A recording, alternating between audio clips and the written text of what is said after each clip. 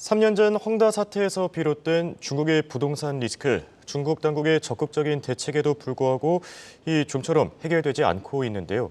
이에 따라 고질병으로 꼽히는 전관예우 기득권 카르텔을 끊어내기 위해 모디식 화폐 개혁이 추진될 것이란 소문까지 돌고 있습니다. 워낙 긴급한 사안인 만큼 오늘은 이 문제를 주제로 얘기 나눠보겠습니다. 도움 말씀에 한국경제신문의 한상춘 논설위원 나와 계십니다. 안녕하십니까? 네, 안녕하십니까? 네, 오늘 미국 증시 두 가지 대형 이벤트를 앞두고 혼조세로 거래를 마쳤는데요. S&P의 신용 등급 강등 리스크에도 불구하고 낙폭이 그렇게까지는 크지 않았거든요. 학습 효과 같기도 하고 오늘 장은 어떻게 보셨습니까? 네, 먼저 그 시청자분의 양해부터 그리고 예. 드리겠습니다. 어제 엔비디아 이렇게와 그 에코프로는 같은 길을 갈 것이다. 결국 엔비디아가 많이 올라서 어제 예. 에코프로가 또 한국의 2차 전지가 전반적으로 가격이 예. 에코프로 같은 게 한 7% 가깝게 올랐죠. 많이 올랐습니다. 이런 과정을 설명드리면서 예. 엔비디아의 발음이 좀 잘못된 것 같습니다. 그래서 혹시나 예. 이렇게 굉장히 불쾌하게 느꼈으면 방송하는 책임자 입장에서는 먼저 그런 것에 조심하겠다는 걸 말씀드리겠습니다. 예, 자꾸 알겠습니다. 엔비디아가 엔디비아로 얘기하는 것 같아요. 그런 문제인데 예. 오늘은 역시 엔비디아 문제에 대해서 관심이 갔죠. 어제 7.3%까지 올랐네요. 예, 굉장히 많이 올랐네요. 126만 원대 이렇게 됐습니다. 역시 오늘 그 미국 증시는 좀 말씀대로 양대 이벤트 미국 시간으로 오늘이 되겠죠. 예, 그 엔비디아의 실적 발표. 그다음에 24일 내일부터 시작되는 미국 시간으로 잭슨 홀 미팅 요에 그 주목하는 사항이다 이렇게 됐습니다. 다우지수 같은 경우는 어제에 이어서 오늘도 떨어졌는데요. 역시 그 가장 관심이 됐던 것이 그동안 그 피치사가 미국의 국가 신용등을 강등시켰고 예. 무디사가 미국의 은행의 부분에 대해서 국외 등급의 신용등을 강등시킨 데 이어서 S&P가 보통 이런 사건에서는 3대 평가 기관이 가장 발빠르게 예. 서프라임 사태라든가 리먼 사태는 가장 발빠르게 움직였고 2011년에는 미국의 국가 신용등급을 강등하는 조치를 발표했지 않습니까? 그렇죠. 그래서 언제 이것이 S&P의 조치가 나오느냐 하는 것도 월가에서 보면 또 하나의 그 관심이었었는데요. 마침내 나왔습니다. 예. 그래서 미국의 그 은행에 대해서 5개 은행의 강등 조치인데요. 홍영국께서 말씀하신 대로 학습 효과가 있었고 또 요 5개에 대한 은행 강등 부분이 대부분 다 당초에 예상돼서 이 캐시플로우 상황에 상당히 문제가 있었던 데이기 때문에 예. 시장에 영향을 미치는 충격은 그렇게 크지 않았다 이렇게 됐습니다. 나스닥 같은 경우에도 역시 미국의 국채 금리가 오늘 좀 소폭 떨어지긴 했습니다. 워낙 어제 많이 올랐지 않습니까? 그렇죠. 장중에 미 10년물 금리는 4.5%까지 돼서 아마 채권 투자하시는 분이 굉장히 지금 어려운 사정에 있는 거를 이렇게 알고 있는데요. 예. 오늘은 기술적으로 좀 이렇게 국채 금리가 이렇게 안정이 됐습니다. 이런 영향도 있었고 그렇지만 전체를 놓고 볼 때는 미국의 10년물 국채 금리가 4.2%를 웃도는 수준이기 때문에 국채 금리에 대한 부담은 계속되고 있다. 그러나 엔디비아가 오늘도 받쳐주는 모습에서 나스닥 지수는 어려운 가운데 상승세를 끝났다. 물론 의미는 크게 그렇지 않지만 예. 근데 가장 중요한 문제가 오늘 나스닥 같은 경우에는 굉장히 이 제2의 엔디비아에 대한 기대 때문에 굉장히 경우에 따라서 올라가지 않겠느냐 이런 시각에 어제 전문가들이 예. 얘기하는 시각이 있습니다. 바로 나스닥의 직상장은 AR람의 문제입니다. 근데 문제는 이 조건상에 맞춰주지 않고 있습니다. 예. 어제 이 소식이 처음 나오면서 우리 그 활약이 많으신 이엔 캐스터께서도 이게 어떻게 된 문제냐 이렇게 했을 때 사실 그 조건이 이렇게 내려봐야 된다. 그 이면에선 조건을 내려봐야 된다 하는 쪽도 같이 이렇게 얘기를 했는데요. 중개된 매출 비중이 25%가 넘습니다. 물론 ARM에 대해서 이렇게 사용하는 비중이 굉장히 높긴 하지만 지금 미중 간의 첨단, 그것도 1차, 2차 수출 통제에 가장 중요한 반도체 관련된 문제가 집중되지 않습니까? 예. 그러다 보니까 차이나 리스크가 불거지면서 결과적으로 자 이게 IPO 문제에 있어서는 큰 문제긴 하지만 또 제2의 엔비디아로 연결돼서 미국의 나스닥 시장을 끌어올 것이냐 하는 측면은 사실 이 규모상으로 볼 때는 어제 소식이 나오면 오늘 나스닥 지수는 굉장히 급등했어야 될 겁니다. 예. 근데 오늘은 영향을 거의 미치지 못했다 이렇게 됐습니다. 왜 그럴까?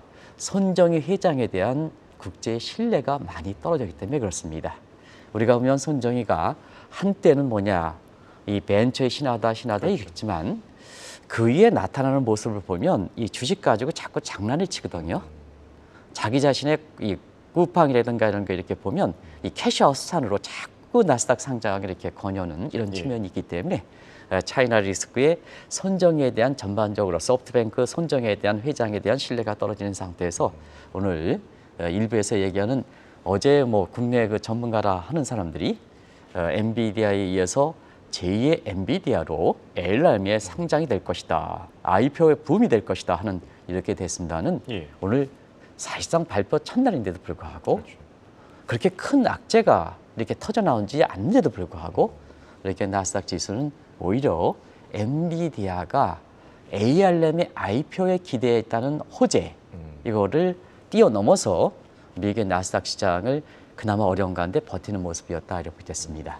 또 한 가지는 지금 아까 우리 이렇게 강수민 예. 캐스터가 전해줬습니다는 그동안 지금 중국의 미국에 대해서 사실 첨단에서 미국이 지금 우위의 지에 까마귀 대비해서 독수리격으로 이렇게 돼서 중국이 밀리는 분위기 아니겠습니까? 그렇죠. 이러면서 우월적 지에 있는 입장에서 중국에 대해서 유화 제스를 취하는 것이 미국인데요. 이게 디카프릭에서 디리스크 쪽으로 해서 공존을 모색하되 위험을 줄인다. 그런 차원에서 이 블렁컨 이렇게 국무장관이 방문한 데 이어서 제닛 앨런도 중국에 방문했었고 예. 그다음에 존 케리 기후특사도 방문했었고 이번에 상무장도 이렇게 방문하는 상태에서 상무장은 수출통제 중부부서입니다. 예. 그러니까 유아제스차 차원에서 27개 품목 아주 사실 첨단 수출 통제 부분에 있어서는 아주 미약한 종목들입니다. 검증이 되지 않는 이 부분에 대해서 27개 품목을 해제를 시켜서 사실 미중 간의 첨단 부분에 있어서는 이게 주가를 끌어올려야 되는데요. 그렇죠. 핵심 품목이 아니기 때문에 증시에 미치는 영향은 미미했다 이렇게 보시면 됐습니다. 예, 알겠습니다. 자, 이제 본격적인 주제로 넘어가 보겠습니다. 중국 갈수록 어려운 국면에 처하고 있는데요. 진짜 가만히 보면은 뭐 성장률도 그렇고 부동산, 실업률 뭐 하나 되는 게 없습니다. 예, 되는 게 없다 하는 이런 말씀을 계속해서 드리고 있는데요. 중국이 부동산의 시노오션, 즉 국영 부동산 개발 업체까지 민간의 영향을 받는 상태에서 예. 대책을 많이 내었죠. 그 대책이 뭐 다 내어놨습니다. 그런데 나중에 좀 말씀드리겠습니다는 증시적인 측면에서도 첫날에 오히려 주가는 1% 이상 떨어졌고 어제는 기술적 반등이라든가 이런 쪽에서 올라가긴 했지만 첫날에 이렇게 하락폭을 극복하지 못하는 상황이거든요. 결과적으로 보면 이제 중국에 대해서 근본적으로 평가하기 시작했다 이렇게 볼 때 있습니다. 중국의 성장 모델은 부동산 하락을 통해서 소위 웨alth back, 부동산 가격이 올라가면 소비가 증대하고 되겠죠.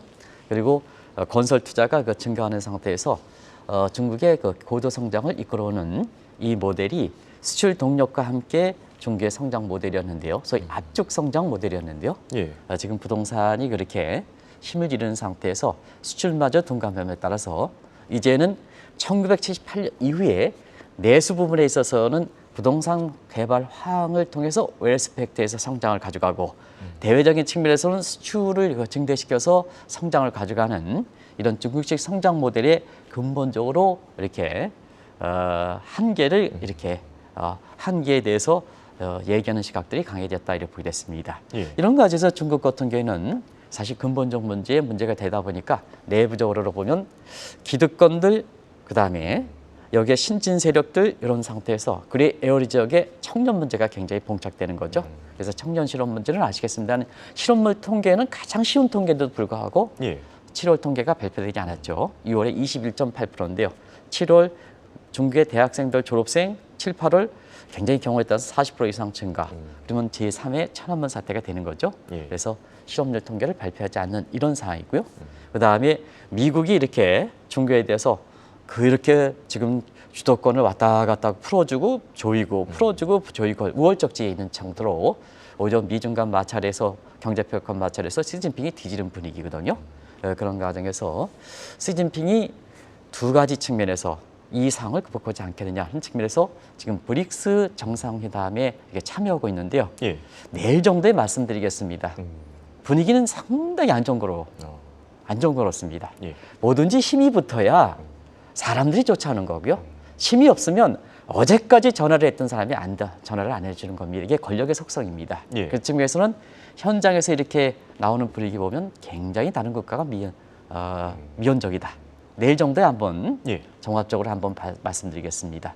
그리고 대내적으로 보면 제2의 추가 부양책이 나올 것이냐, 아니면 기득권 차별해서 화폐 개혁을 추진할 것이냐 하는 측면에 여러 가지 이렇게 설들이 나온다 이렇게 보이겠습니다. 예.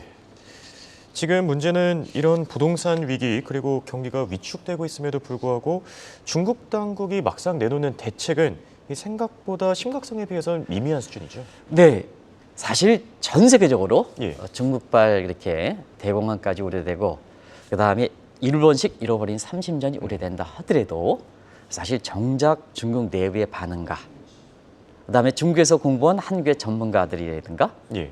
이런 시각은 상당히 이렇게 다른 시각을 보이고 있다고 됐습니다. 상당히 평가가 엇갈리는 걸 보고 있습니다. 예. 그러면 서방에서 왜 이렇게 사실 심각한 대책을 심각하게 볼까 하는 측면에서는 앞서 말씀드린 같이 근본적 성장 모델의 한계를 이미 보이고 있는 상태에서 자, 근본 성장 모델의 한계를 보이면 대책도 혁신과 계획 대책으로 화끈하게 나오든가 예. 아니면 한 방이 필요하죠. 기존 대책도 한 방이 필요하죠. 그렇죠. 그런 측면에서 이번에 대책의 가장 핵심적인 내용의 LPR, 중국에서 보면 모든 게 정책금리 속성을 갖고 있지만 가장 큰 게 LPR 금리거든요. 그러면 이제 경기 대책의 성격을 같은 것이 1년 만기 LPR 금리입니다. 예. 요거는 기존에는 3.5%인데요. 이번에 조치가 3.45로 10bp 내렸습니다. 예. 0.1%포인트 내렸습니다. 그럼 시장에서는 이 금리가 0.15%, 15bp 내리지 않겠느냐. 그랬었죠. 요 예상치보다 굉장히 아주 미미했죠. 그리고 부동산 대책은 사실 부동산의 담보 대출 기간이 있기 때문에 중국에서 보면 5년 만기 LPR 금리다. 예. 한 방이 없었다는 것은 바로 이 대목입니다. 많이 국내 언론들이 지금 1년 만기 LPR 금리 가지고 예상보다 적게 내렸다 하지만 부동산 대책 성격에서는 5년 만기 LPR 금리를 봐야 되거든요. 우리도 대출 받으면 3년, 5년이지 않습니까? 예. 그런 측면에서는 현실을 그대로 유지했습니다. 그러다 보니까 한 방이 없었던 거죠. 그래서 시장의 반응은 굉장히 미미했다 이렇게 됐습니다. 증시도 첫날에 1% 넘게 하락했습니다. 어제 오르긴 했지만 0.8% 첫날에 하락폭을 만회하지 못했습니다. 대외적으로 보면 위안화의 문제입니다. 위안화가 환투기 대상에 직접적이 되면서 자, 외환 전문가라는 판공성을 안 쳤습니다. 왜냐하면 이강이라든가 이런 사람들이 이 문제에 제대로 대처하지 못했다니까 사각가별에 해당되는 미스터 N에 해당되는 미스터 위안에 해당되는 이 위안 전문가인 판공성을 안 쳤습니다. 지금 위안화 절하 환투기의 그 방어하는 측면에서 달러 매도하고 위안화 이렇게 매입하는 직접 개입에 나서고 있는 상황이거든요. 그래서 이런 개입을 했는데도 불구하고 어제 공시환율이 1달러당 7.199에서 7.20까지 근접했습니다. 위안화가 절하가 되는 얘기죠. 예. 그렇게 노력했는데. 근데 홍콩 여객 시장에서는 1달러에 7.30을 넘어뜨렸습니다. 결과적으로 보면 이게 뭐냐. 결국 시진핑 독재 체제라든가 예. 중국 경제 부동산 문제에 근본적으로 회의감을 잃고 해외에서 자금이 이탈하는 과정에서 이걸 겨냥한 환투기 세력들의 어떤 이런 그 환투기가 경향해서 위안화 가치가 연일 떨어지고 있다. 이렇게 보시면 되겠습니다. 예. 자, 상황이 이렇다 보니 가면 갈수록 중국 내부에서도 시진핑 주석을 향한 비판이 끊이질 않고 있는데요.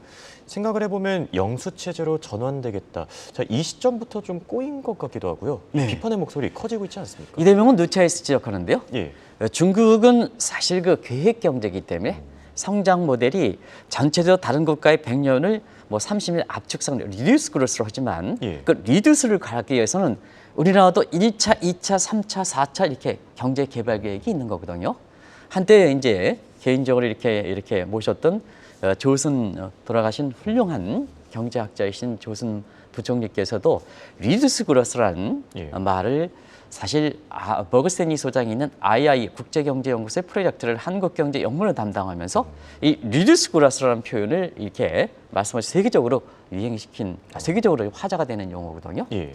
근데 그런 측면에서는 단원화 100년 걸 것을 중국이 30년 압축 성장시킨다.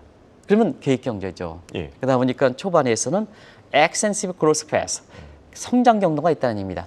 자기가 갖고 있는 노동 집약적 산업을 위해서 성장 경로를 한데, 자, 시간이 가면 갈수록 사실 그 노동력 부분을 이렇게 생산성을 증대시킨다, 생산을 증대시킨다 해도 똑같은 땅덩어리 면적의 사람들을 많이 그러면 혼잡병이 발생하죠. 그러면 그때 당시에는 자, 이제 잘라내. 예. 그리고 인텐시브 그로스 패스로 가는 거죠. 생산성을 중시하는 거죠. 예. 그래서 외연적 성장에서 엑센시브에서 그로스 집중시키는 인텐시브 그로스 패스로 간다 이렇게 얘기거든요. 이렇게 되려면 사실 혁신적인 방안이 나와야 됩니다. 혁신적인 방안. 근데 작년에 그 10월 달에 그 공산당대회에서는 혁신적 방안이 나올 것인가 하는 측면인데 오히려 퇴보했지 않습니까? 예. 오히려 시장 경제를 계획 경제로 돌려야 된다든가, 그 다음에 개방 경제를 통제 경제로 된다든가, 예. 그 다음에 중국의 경제 강요를 대외 개방에 어떤 익숙했던 국제금리 시장에 익숙했던 사람보다는 국수주의로 갔던 이런 문제이거든요. 그런 측면이기 때문에 지금 새로운 팀이 자 해외에서 경험이 없는 사람, 그 다음에 중국에서 보면 고도 성장 과정만 있었지만은 지금처럼 성장의 모델이 근본적으로 한계를 미치는 상태에서 부동산을 비롯한 위기에 있는 상태에서 새로운 사람을 앉혀놓은들 위기 대응 능력이 있느냐? 위기 대응 능력이 떨어진다는 평가거든요. 그렇죠. 그러다 보니까 날로 중국 경제라든가 그 다음에 시진핑 일린 독재 체제에 대해서 실망감이 작용돼서 이것이 리오프닝이라든가 이것이 유동성을 공급한다든가 금리를 찌끔 내린다든가 이 차원에서 해결할 수 있는 문제는 아니다. 예. 아니다. 그런 측면에서 사실 시진핑 일인 독재 체제에 대한 비판이 굉장히 세지게 되는 거다. 이렇게 보시면 됐습니다. 예.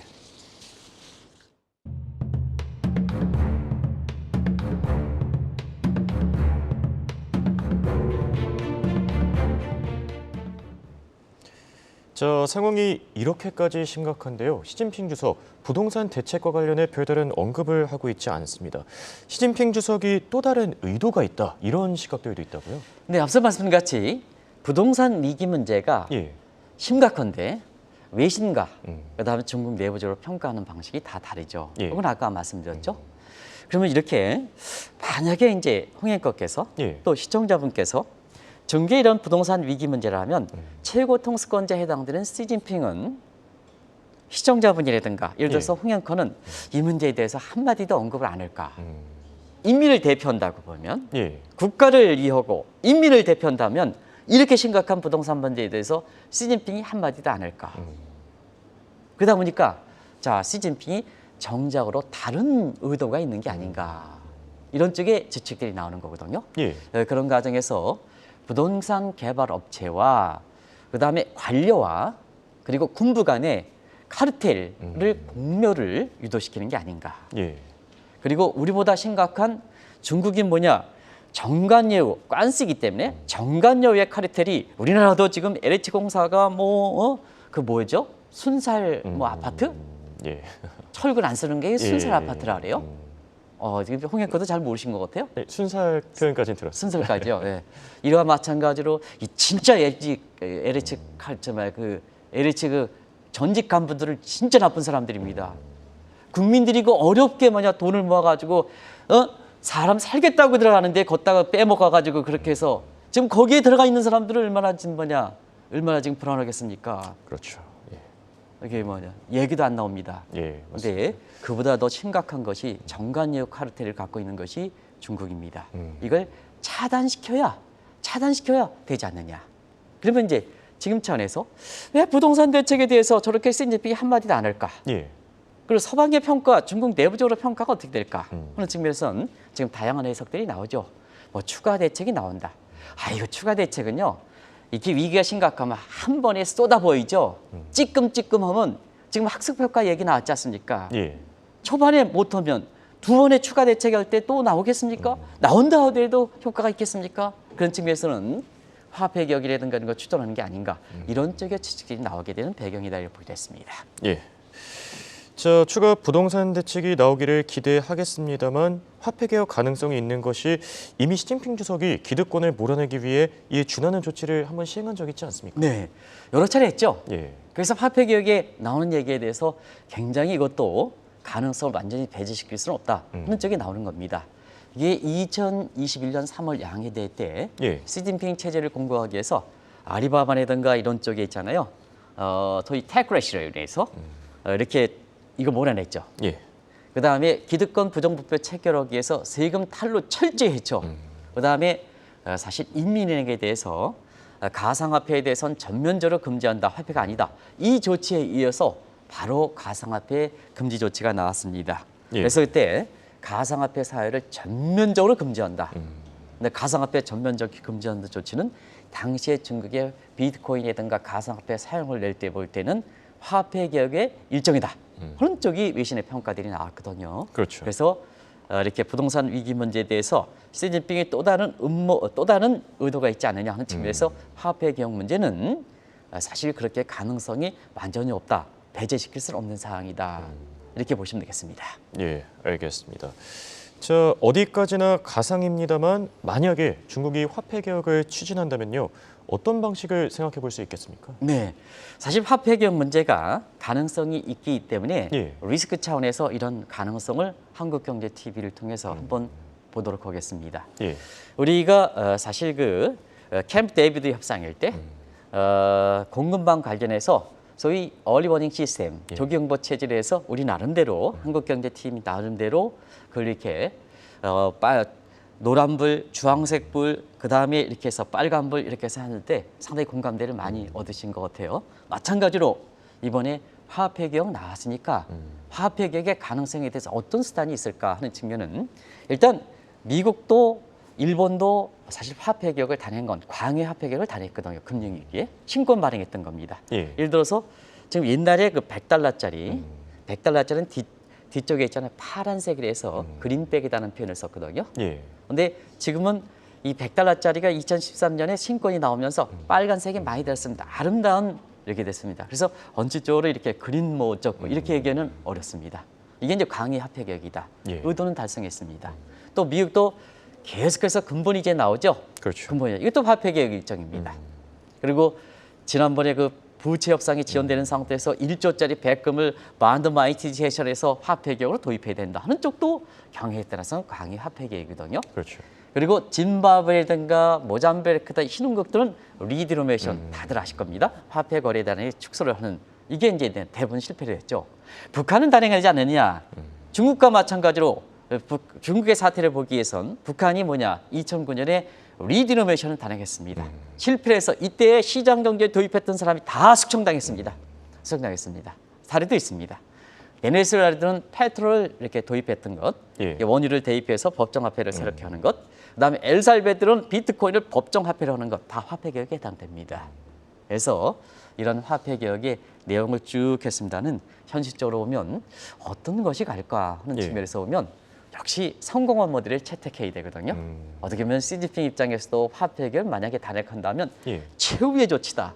최대 성공해야 되거든요. 그렇죠. 그래야지 본인이 위기에 몰린 상황을 극복할 수 있고 장기 집권 체제를 다시 마련할 수 있는 거 아니겠습니까? 예. 그런 측면에서는 모디의 이렇게 급진적 화폐 개혁 요 방안을 도입하지 않겠느냐 하는 이런 측의 국제사회가 나온다 이렇게 보겠습니다. 어디까지 가상적 시나리오도 이렇게 말씀드리겠습니다. 예, 알겠습니다. 쭉 정리를 해주셨는데요. 실제로 시진핑 주석이 만약에 최후의 수단으로 이 모디식 급진적인 화폐 개혁을 추진한다면요, 가능성은 어느 정도로 보십니까? 네, 그래서 이번에 사실 브릭스 정상회담에서 내일 이야기하겠습니다는 예. 브릭스 정상회담의 회원국을 확대시키겠다.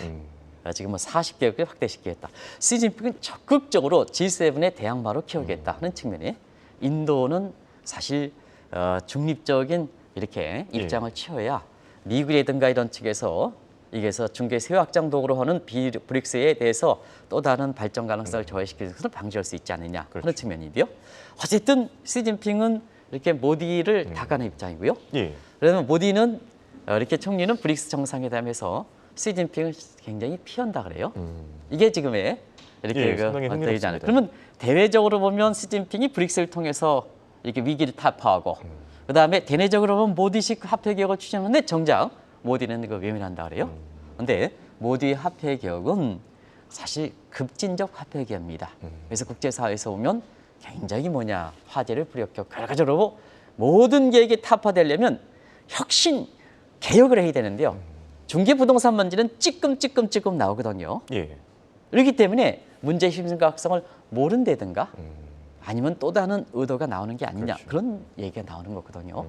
결과적으로 보면 이렇게 시진핑 입장에서도 경우에 따라서 모든 대책이 되지 않을 때는 자기네들한테 최후의 돌파를 차릴 수가 있다 하는 측면에 이 가능성도 염두에 두실 필요가 있다는 걸 말씀드리고 지난번에 한번 보겠습니다. 예. 항구에 대해서 사실 단체 관광 허용하는 문제에 대해서 일부 증권사의 회장께서는 뭐냐, 아이고 우리나라에 벌써부터 크루즈함이 들어온다, 그다음에 단체 관광이 들어온다 해서 우리가 사실은 6년 전에 이 단체 관광 들어올 때는 사정이 다르지 않느냐. 예. 성격이 최후의 이렇게 자국적 성격이다.